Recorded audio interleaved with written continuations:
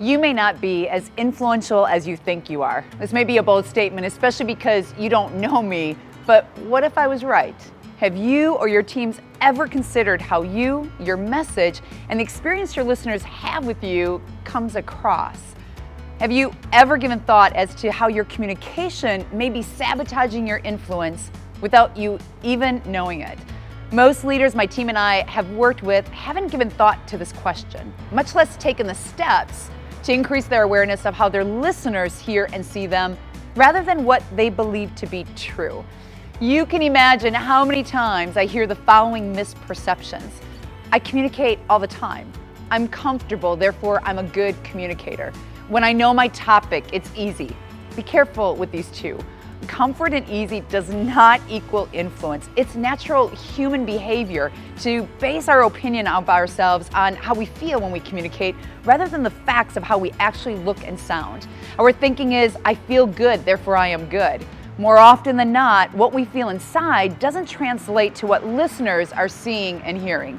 And the third excuse, our titles determine the level of influence we have. Influence is not a badge of honor, it's a choice that takes discipline and a lot of hard work every day. One of the reasons leaders believe they're more influential than they really are is because our definition of influence is flawed. There's a misperception of what influence is and an outdated, inadequate understanding of what it means to be influential. You may be familiar with this definition: the ability to motivate people to take action. This is true, but it's not the complete picture. This definition misses a key component of influence. Influence is more than turning it on when you feel you need it the most. Are you ready? Here it is. Influence is Monday to Monday. Your body language and message are consistent during all interactions, no matter who you're talking to, and no matter what medium you're pushing your message through. If you ever have set a New Year's resolution, or you know individuals who have, you have to be all in Monday to Monday. You can't eat healthy Monday to Wednesday and slip the rest of the week. Influence requires the same level of discipline Monday to Monday.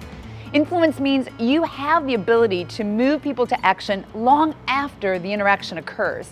It is built on verbal and nonverbal communication, measured not by how you feel, but by the results you consistently achieve.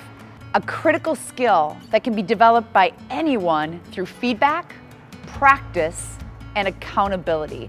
Accomplishing these definitions of influence is difficult because we live in a new world of work called noise 24/7. Think about how many messages you have already received today. We have noise from our own dialogue and the multitude of messages we receive 24 hours a day, every day.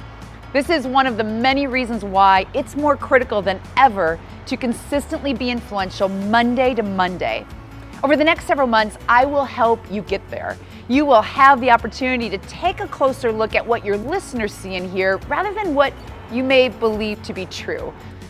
The critical first step to taking a closer look at your level of influence requires you to be open-minded, vulnerable, and committed.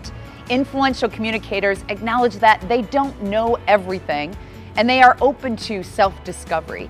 To enhance your influence, you need to evaluate your communication based on facts, not on feelings.